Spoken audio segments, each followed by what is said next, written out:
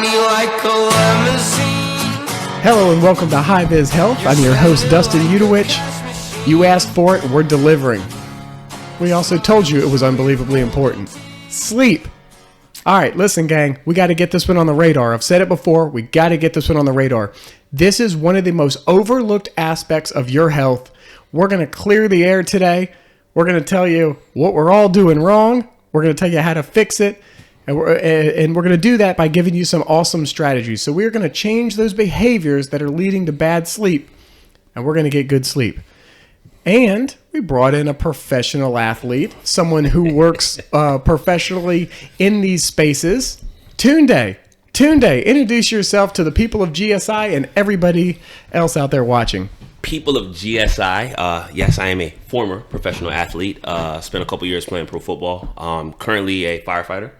And yes, I'm an expert on sleep deprivation. And I use expert because I'm one of the millions of Americans that do not get enough sleep for one of the myriads of reasons. Whether it's my job, my kids, just letting life get in the way. But yeah, I'm a personal trainer as well. I run my own online training company, Optimus Grind Fitness. So I have a lot of experience with, not only the physical, but the cognitive aspect of the sleep and, how it can deprive you. Tunde, I don't know if we can get your torso in one shot here, but turn towards the camera. Sure. Yeah. Because as always, we do little giveaways here on the High Viz Health podcast to our people at GSI. We're going to get some Optimus Grind gear out to our people. Yes, love it. More to come on that, gang. Tunde, before we go any further, you kind of alluded to the fact that you're an expert through experience, but you have the type schedule that leads to really difficult sleep patterns. Tell the people about that a little bit. So, again, being in the fire industry, fire department, a lot of times we don't get to dictate our sleep. Sure. Our sleep is kind of dictated by the flow of the day, the call volume, our training schedules at the station, So a lot of times it's not on our accord. People, stop setting shit on fire. Tunde can get a nap in. What's wrong with y'all? It's not even that. I mean, again, a lot of people don't realize we're not considered just a fire department anymore. We're considered an all hazards department. So that kind of goes everything from fires to, hey, I've got a headache for the last 5 days. What's going on? Because, we're all EMTs. Yep. So again, it could be any and anything, but, the gist of it is, there's days you can come in the station, won't see a lot of calls, get to bed early, go to sleep. Great. Then there are those nights where your head doesn't touch the pillow. The only problem with that is, God willing, we all go home at 7 a.m. and most of us have families that we have to come home to, take our kids to school, see the wife off to work. Most of us have other jobs. So we go straight into those other jobs. So, you talk about not getting 8 hours of sleep as a regular person, as a firefighter, sometimes you're lucky to get 3 or 4 because life doesn't stop. So, Which is wild. And, we'll get to this as we get down the road with this show. But one of the very most important things when you're talking about the subject of sleep science is getting regular sleep, being on, really serving to your circadian rhythm, going to bed at the same time and waking at the same time. Right. And for so many professions, including for a lot of people at GSI, I mean, it's in our vein to travel and be on all kinds of schedules, right? That's difficult. Okay. Before we go any further, one of my favorite segments here at the High Viz Health podcast, Judge Your Instagram. You are up for Judge Your Instagram. A lot of people have been tortured a little bit. So, ladies and gentlemen, please turn your gaze towards Tunde's Instagram account. What we've done here is what we always do. I had the video editor throw together 10 or 12 pictures from Tunde's Instagram account, and we're going to break it down so we can get to better know our guest. All right, here he is. The_ poster boy. Check him out, gang. I have actually seen Tunde's page before, so I bet I recognize some of these pictures. But it's an awesome Instagram page. I say that, and now I'm going to rag the shit out of you for the next 3 to 4 minutes. I don't doubt it. Family, faith, fire, fitness, football. I love it. Bunch of F-bombs right there. The best ones in the business. All right, here we go. Oh, my goodness. Now, you know what? Skip it. Skip it. I'm about to look at 10 pictures of you with your shirt off, and we can afford to just skip one. Wow. I've seen this one. I love it. Hey, y'all. Let me preface this by saying I've known Dustin 10 years, at least 10 years now. He's the only person I would let subject me to this madness. I still might take an ass whooping today. Yeah, this here was my agent at the time actually put this together. Bro, your agent for a R&B record. Height 6'1", eyes brown skin, chocolate. Yeah. Hey y'all, check out my new single, Chocolate Covered Kisses, y'all. Tunde. I mean, at that time, bro. This one here is from the Euro Bowl in 2012. No, it's not. Don't lie. Nah, bro. This is you. You're 6 years old in this picture. You're 6 years old, and you're playing varsity football. And see this cat right here? See my boy with the quarter on his jersey? That is the last football play he ever played. And I'd like to say he walked off, but he got carted off, and he became known as the kid that played the triangle in chorus class. This kid never played football again. Ariel and Davis. Two of my good friends. Ariel's actually a MMA fighter. You say good friends, but to this guy, you're his best friend. Let me tell you what this is. This is from a dream of his. And his dream is this. His dream is that he goes to the gym with you every day to the point where his girl basically looks at you and him as the same person. Meanwhile, in reality, you're a professional athlete, and he's rushing for 72 yards a game on Madden 2006 level beginner. Oh, little pistol. Look at her. So that's my... Look at her. That's you. This is you 2 hours old. Came out with a Russell Wilson hairdo and one of the pull-off basketball warm-up suits. I was never that light. I can tell you that. I was never that light. But yeah, that's Lil P, man. She's definitely got my game face scowl, but I guess so. She's a sweetheart. Oh, there's the man with the master plan. Who, Key? Gregory Drummond, a.k.a. Gumby. That's Key from Key and Peele. Key and Peele does kind of look like Key. Bro, hey, when y'all are done with your slow feed, there's a giant fire behind you. No, what we were doing is we were just kind of sizing it up, you know what I mean, at that point, and just kind of, Gumby's getting ready to retire, okay? So I try to take as many pictures. Yeah. Well, I just try to take as many pictures with him as possible. I'm gonna miss him when he's gone. That's your boy. He's an OG in the fire department. Oh, that's awesome. So that's my guy. All right, shouts out. Fun day here. We were actually working on rappelling and descending from the basket on the fire truck. Yeah. Shout outs to my boys over at Station 12 for letting me hang out with them that day. I'll actually correct you. I think you're getting your days confused. This is when somebody called and they're and by the way, everybody out there, if your cat is no more than 2.5 feet off the ground in a tree, Tunde can help you. Otherwise, the Henrico Fire Department does not have equipment that's equipped to pick his big ass up past 2.5 feet. This is Tunde at the height of where he can go. There we go. Who needs a custom meal plan, y'all? Here we go. You know what your custom meal plan is? Eat all your food and everybody around you's food. You make people eat like they're in the military. Oh, man. Jalen. Yes, that's Jesslyn and then Kaylin. Jesslyn Mundy. Yes. I like how you merged both of their names together. You got Kaylee and Jesslyn. Okay, that was unconscious. She has no ligaments in her shoulder. No, she doesn't. You as a master level trainer didn't want to correct this? There's no, that's just natural talent. I wish I had that much range. My overhead squat would be much better. You're not kidding. Yeah, there you go. Much better. Oh, my goodness. What is that? Yeah. Oh my God! When the reporter catches you with an off guard question you don't have the answer to. Oh my God! How old are you here? So this was not too long ago. This was 2017. I was remember the Capital City Reapers, an indoor team that we had started here. We actually went undefeated and won the championship. Now stick with me. Here's what really happened. I'm sorry I gotta keep correcting Tunde. His memory's fuzzy.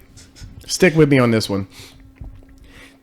A 7-Eleven just got robbed, okay?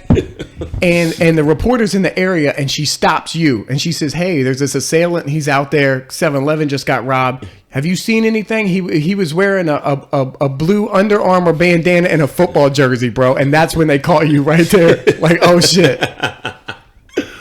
Oh, yeah. Oh, Lord Jesus. Stop it. Lord Jesus. What in the world is going on? Oh my God. Yeah. This is currently on your Instagram. What? How far back did he go? Is it? I got to get a new publicist, man. This stuff is supposed to be gone.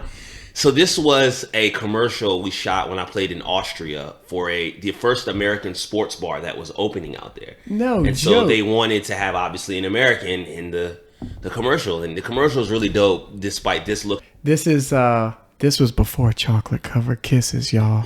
This is 76 degrees. Y'all weren't hot enough. Didn't make it. yeah. Another one of the station workouts. I try to make sure that every day I'm on duty that I still squeeze in a workout. This was clearly my arm day, as I'm angrily looking at my biceps, trying to force them to grow. Something that I generally do. But yeah, man. This is not at the fire station. This is in your half finished basement. You originally your grandmother moved in. You put her down in the half finished basement, and one day when she was at Silver Sneakers, you got a new power rack, and so you moved down. You put your power rack in. You moved her to the garage, and she came home to a sticky note that says, "Go to Lowe's, get a space heater." I don't think because I'm doing bicep curls. I don't think you know how Sweet Alice works, man. Okay, if I tried that, I would have been the one. You're a to bench family press. man. Yeah, I man. will concede that that's probably not the story on this one. We made it. We made it. That might have been the longest Judge Your Instagram we've done yet. Fantastic. Hey, since we're here, we may as well talk some sleep. Yeah, All let's right? do it. Let's get down to business. So, why? Why are we hyping sleep so hard? Why are we prefacing sleep as this thing that we are missing out on more than really anything else? It is such an underutilized subject, and it's something that people got to put on their radar. So, let's just start real quick with what happens when you don't get enough sleep. Yeah. Your T cells go down. Your immune system function is down. You are much more susceptible to virus. Your happy is down. For sure. I tell people all the time, you know how easy it is to be pissed off at everything when you're tired? Right. And the opposite's true. How hard it can be to carry a consistently good attitude when you're fatigued. So those things are all in question when our sleep, when we suffer from bad sleep. And then things like our hormones get thrown out of whack. Most definitely. We talk about weight gain, ghrelin, that's your hunger hormone, and leptin, that's the hormone that's going to basically tell you, hey, you're full. Those get thrown out of whack. Yeah. Not good. So, Tunde, talk us through, whether it's with your clients, your own experiences, talk us through what you've experienced on that not so good end of sleep, the repercussions of bad sleep. Yeah, and I'll start from where you started. You said, why is it one of those things that we, I guess, undervalue or underutilize? I think a lot of times sleep is one of those things that people just inherently concede that, hey, I just can't get enough. Truth. They just let it go. And a lot of times with my clients, I say, hey, listen, what if your child said to you, Mom, I just don't got time to study. I just can't study. I'm so busy hanging out with my friends doing this. I just can't study. Yeah. You jump your child. You'd say, hey, what do you mean you can't? Or what if your boss said, you know what, Dustin, you do all this great work, man, for us and all these dope videos, but we don't have time to pay you. Like, we just don't have time to do it. You'd be like, yo, you had to make time. And sleep is the same way. You've got to carve out a time period where if you start to realize that you're getting bogged down, it's cumulative. So if you go to, one day with only getting 3 hours of sleep, you might be all right. But if you go 2, 3, 4 days where it becomes a routine, it's cumulative. Yeah. You got to say, hey, you know what? Something's got to change. I've got to make that adjustment. For me personally, because again, I do have a job where I'm on schedule for 24 hours. And then I have a whole family and a whole business that I'm running and work at another gym. So I got a lot going on. Right. For me personally, it was having to, really make a list. I'm a list person. I just write down everything that I've got going on.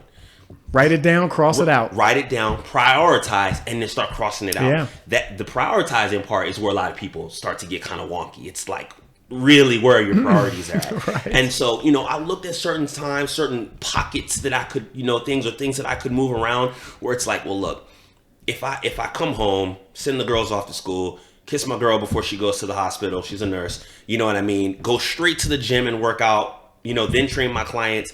I have a little spot in the middle of the day where if I need a nap, I can take it.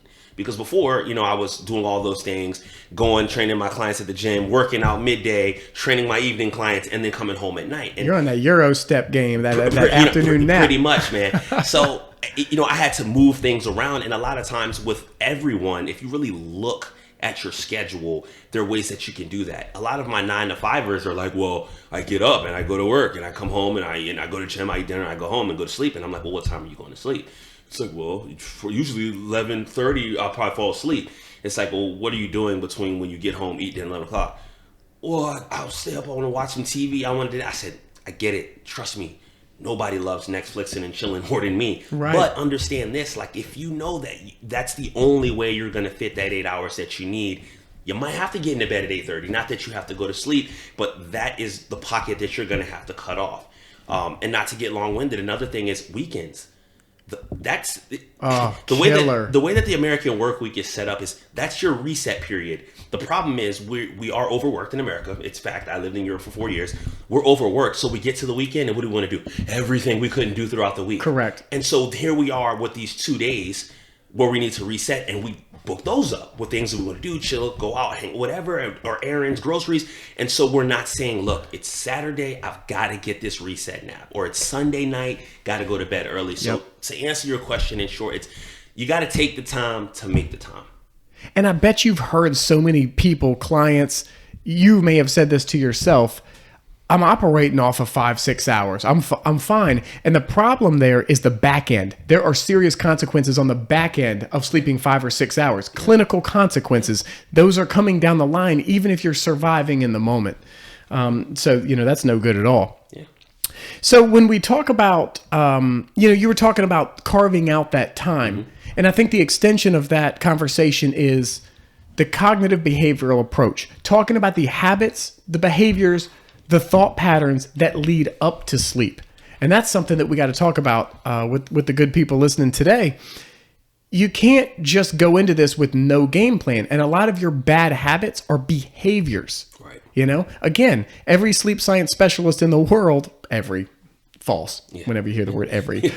Most sleep science specialists in the world agree that it is cognitive. It is your thinking patterns that are the root of your bad sleep. Sure. So let's talk about this. What are people doing wrong leading up to bedtime?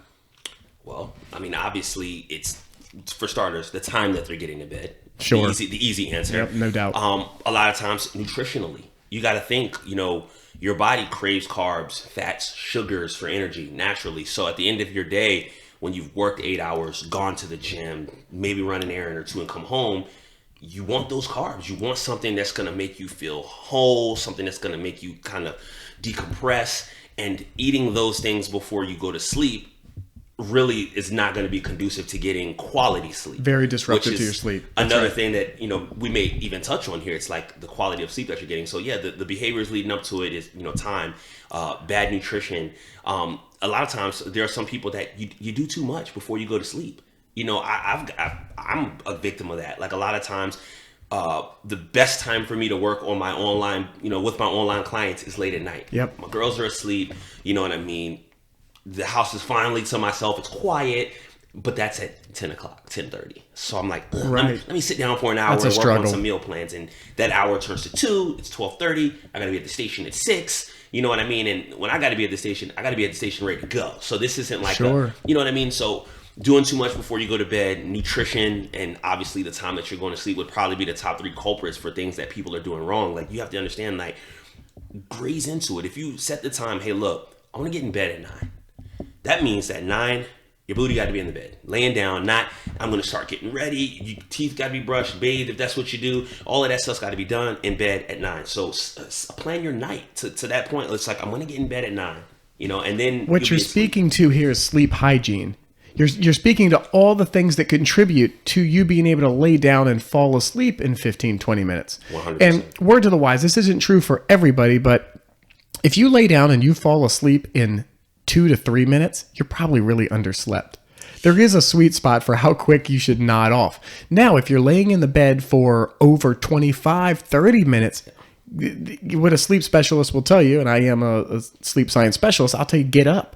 Yeah. Get up. Go do something that's not going to raise your heart rate. You don't want to walk out to the living room, turn the TV on or your cell phone on and do something that, watch some crazy drama. Yeah. All right, go read something boring or, but get out of that bed. You want to associate your bedroom and your bed with sleep. Right? And you don't want to get into this worrying. The worst thing you could do is lay there and say, have you ever been there where you're laying there and you're just like, oh shit, I'm not going to get enough sleep tonight and tomorrow is going to be a train wreck. Yeah. That's so frustrating. Nights. Yeah, several nights. Yeah, that's bad. And that's another thing you touched on, things that people are doing wrong. Some folks can do it. They turn the TV on. I get it. The ambient light is just something that makes them fall asleep. They fall asleep in 2 minutes. Okay. Then there are the folks that turn forensic files on and they get looped into that vicious cycle of they watch the beginning, they gotta watch the whole thing. You know what I mean? Right. Or they start binge watching Netflix. If you know that you're one of those people, like you said, don't turn the TV on. Pick up a book. It's hard for some people. I've had clients that I've literally had to say, look, this is what we're gonna do. I need you to do this. Just take your TV out of your room. Let's try for a month. I think that's a great suggestion. Yeah, take your TV out of your room. You know what I mean? And just see if you fall asleep quicker. Just see if reading that book is different. You know what I mean? Cell phones, the death of us all. You know what I mean? A lot of times, Killer. You're just doing stuff, Instagramming, checking stories, and time flies with that. So let me break this down real quick. Why that's so bad? So we have our brain is regulated by the hormone melatonin, right? Your body knows naturally when to come up and when to come down. So certain things that we do throughout our day are going to stimulate wake neurotransmitters, and certain things are going to stimulate sleep neurotransmitters. Mm-hmm. The problem is organically, we're kicking off those sleep neurotransmitters as the sun goes down and our core temperature comes down. Yeah. But then we're doing things like looking at blue light. We're looking at the cell phone. We're looking at the TV. We're getting our heart rate back up late at night. We're eating and the digestion is now, there's now a negative interplay with that and the sleep neurotransmitters. We're sending our body really mixed signals. Yeah. And we're getting jacked up because of it. Yeah, 100%. I agree. Like we were talking about, off the record, like I use melatonin, you know what I mean? And on top of the one that my body's already producing. And sure. It's, a lot of times it's to overcome the fact that, yes, my body produces it naturally, but here I am sitting with a laptop writing meal plans at 10:30 at night. Right. So I'm looking at a computer, getting my heart rate up and looking at the blue light. So I'm having to introduce supplementation to overcome that. And not that that's good, but like you said, it's avoidable if we just eliminate those things that are. Or if you go on Amazon and get them dumbass blue blocker glasses, like, can we get those in something fashionable?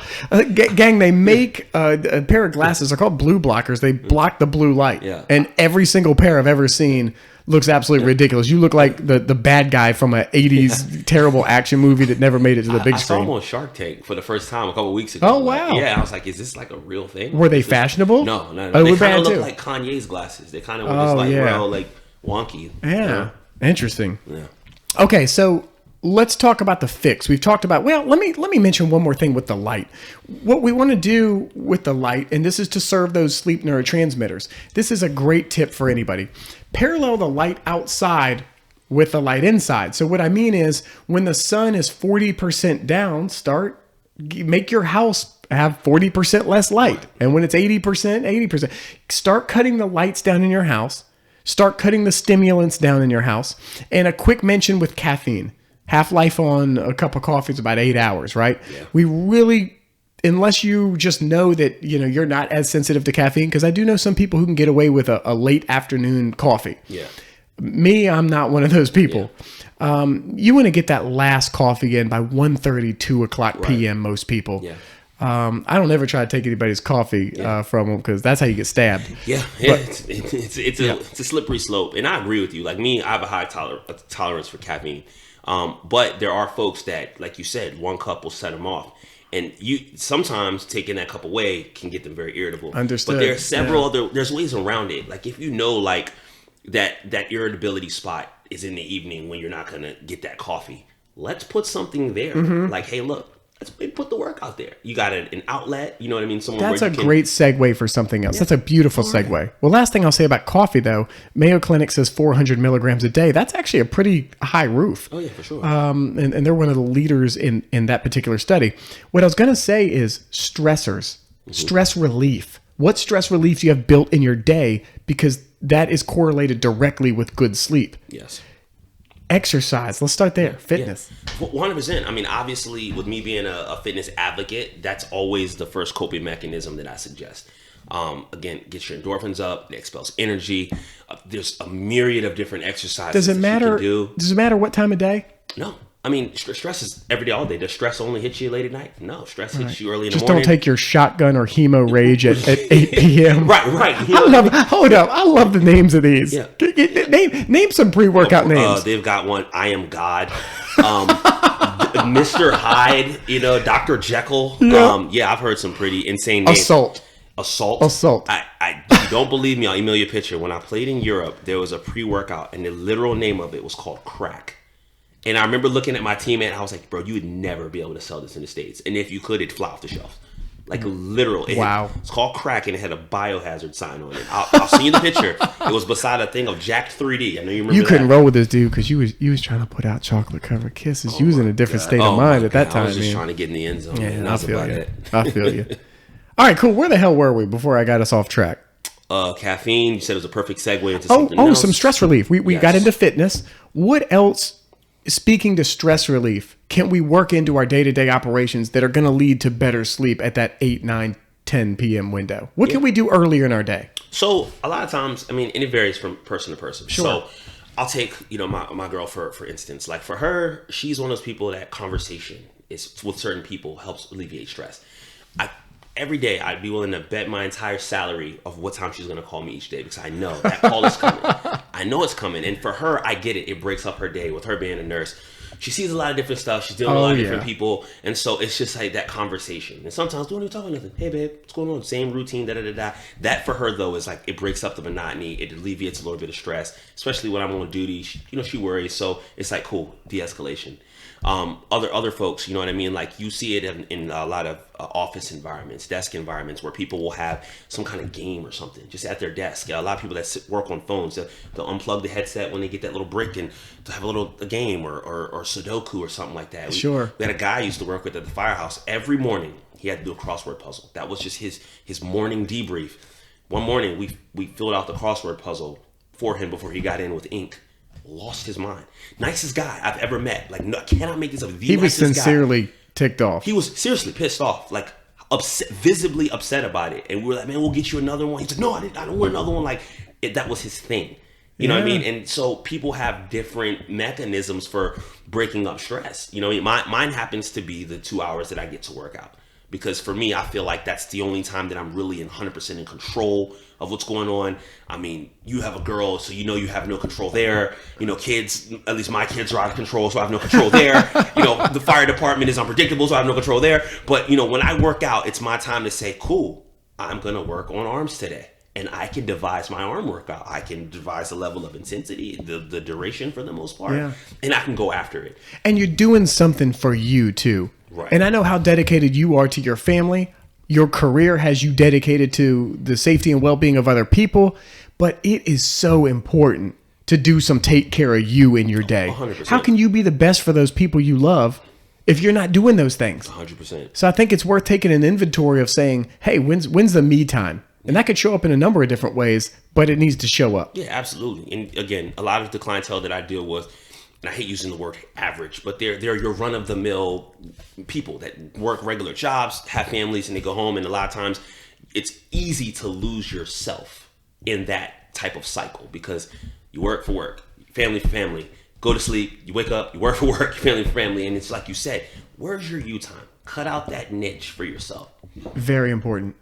Very important. Okay, so if we're wrapping up on the sleep deal, and we want to give our people some, a last segment here to walk away with, what can we tell them that is concrete, start today, start tomorrow kind of deal, and that, hey, these things will improve your sleep instantly? So I would start by telling them this, and if any of my clients are listening to this, they've heard me say this a million times, so I apologize and bear with me. But understand this, that sleep is a direct derivative of like brain function, okay? Your brain is a muscle. A lot of times we go to the gym, especially guys, we want to work on all these muscles that we can see. We can't see our brain, so we don't think about it all the time. Right. And understand that sleep is going to be your best exercise for that brain. If I told a guy, hey, look, man, this exercise is going to blow your biceps up to 19 inches. He'd kill to do it. He'd wait at that machine all day till he got on it, and he'd do it. Sleep is that machine for your brain. It's the way that it energizes. When you sleep, you release GH and other growth hormones that will help your entire body. Yes. You know what I mean? And this is the power behind intermittent fasting. Yes. We let the growth hormone float further into our day. We elevate levels of the growth hormone, and then you get repair and you get muscle building. I mean, your muscles, a lot of people don't know this, right? You get your muscles while you're sleeping. Yeah. Right? That's when it all happens. All the growth happens. Yeah. Right. Yeah. And so I tell folks that, and to say that you've got to value it. the takeaway is value your sleep. That's beautiful. Yeah, don't write it off. Don't say I just can't get enough. It doesn't fit in my schedule. It has to fit in your schedule. My approach is always this: like, I'm begging you guys to put this on your radar. This is unbelievably prevalent. I've said this in at least 2 or 3 other podcasts already. If you take a physician's panel, he will tell you that 1/3 to half of it has sleep issues, most of which are some form of insomnia. Yeah. If you poll the fire department, I don't know the exact statistics behind it, but majority of the guys in the fire service have that issue. And then you have to think, aside from the physical component, the cognitive side of it. I know you guys deal with a lot of construction and stuff like that. It takes a lot of on-the-fly thinking, in-depth thinking, quick thinking. All of these things are, for lack of a better term, compromised when you have lack of sleep.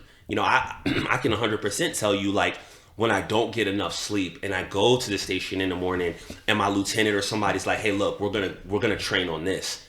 It's like a drag. It's almost like having a greasy, thick meal before a workout. You're like, you can get through it, you can do it. It doesn't feel the same versus like on the off chance that for whatever reason, I got to get a bunch of sleep the night before, the orders are, hey, look, man, we're going to work on this. And you're like, cool, let's get it. Brain's working. Ideas are bouncing off your, out of everywhere. And everybody, regardless of if it's in a public service or construction, everybody, if you're sitting at a desk at an office, you want to be the best you, and you're only going to get that through sleep. And, and I'll leave it at this. Like, think about it like this. If somebody has, let's say, a heart condition, and they're like, hey, look, man, you got to take nitro every day. Keep your blood pressure down. That person is going to take that nitro every single day because they know, like, it's going to keep my heart condition down. Sleep is your medicine. You have to have it. It's not an option. You know what I mean? Damn it, this is why I brought you on. Yeah. This is really good. Right. This is a great way to frame it. Yeah, and it's not an option. And, granted, if you get, less than the recommended amount of hours, it's not going to be morbid at first, but it's cumulative, and it's slowly your body's not recovering. That's exactly like you said. Right. And your thinking skills get compromised. So yes, it's a cumulative, I'm not going to use the word death, but a degradation of your body. Why put it through that? Make the sleep a priority. All right, I'm not going to pull a John Elway. We could walk off right now with a Super Bowl ring after that summation. That was beautiful. One more thing let's do for the people so they can really take something away. You're a GSI employee. Okay. Or you work a similar occupation. Mm-hmm. You walk in your hotel room. What should that look like? And let's also just do a regular bedroom as well. Okay. What should it look like? Let me just get us started. So a pillow you like? Yeah. Cool temperature? Yeah. Dark? Yeah. Okay. What else? So I'm glad you brought this up. So my girl she's a clutter person in the sense that when things are cluttered, she's flustered. She doesn't like it. Like literally, she'll be great, walk into the house, it's cluttered, and she'll be like, oh my God, and have to get into that mindset of clean, almost a panic, really. And everybody might not be as extreme as Victoria. I love you, sweetheart. It may not be as extreme as Victoria, but a little part of you does that within everybody. Yeah. Like when you travel a lot. Yeah, and I'm sure you can feel the difference when you leave the house and you come back and it's dirty versus when you leave and you come back and it's clean. You coming home every night is that coming back from that trip from the day and it's clean. So like you said, a single pillow should be clean. Not a lot of crap all over your walls. You know what I mean? Like if you have to have the TV in there, great, but don't put a huge TV in there. This is something I had to learn. You know what I mean? Before I became a family man, I'm all into gadgets and gadgets. Bro, I had a 2-bedroom apartment. And in my room, it had a 65-inch TV. I'm talking about if you turn the light, bro, I'm like this. So bright. Bro, you had to come into America, hot tub in the living room. It was bananas. And I remember when I finally was like, yo, this is ridiculous. And I downsized the TV set. It just felt a lot more peaceful. So yeah, you want things to be basic, low temperature. I'm a big proponent of essential oils, aromas, smells. Yeah. If you get into on the temperature thing, science says 60 to 68 degrees is like the optimal temperature. Now I know that 60 sounds really cold, but it sends home the message that listen, the core temperature is coming down. Yeah.